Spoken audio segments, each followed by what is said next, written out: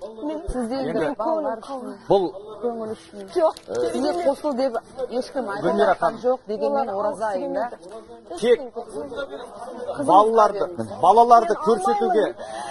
Мен өзім саған бергенмін, мен бәрмесем де, бірақ мен алмаймын сенен. Мен сенен алмаймын. Құтылғанға шүкір, бала шағанда көргісі келмейді сен әкені.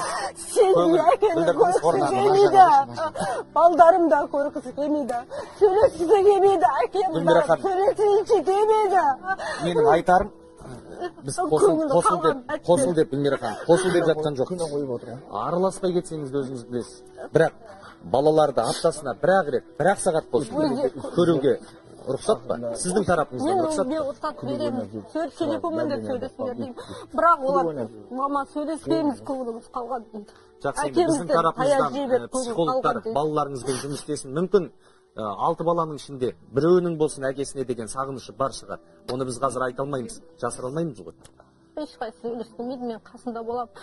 Әкелерің сөйлесіңдер деп айттым. Бірақ никак сөйлеспеймін. Азапты көргенімде.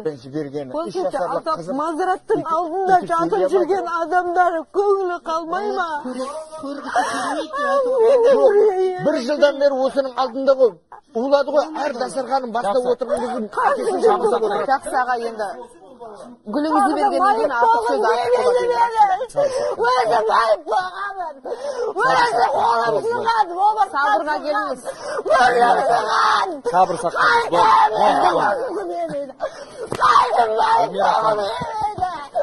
Мен айып болғанмын.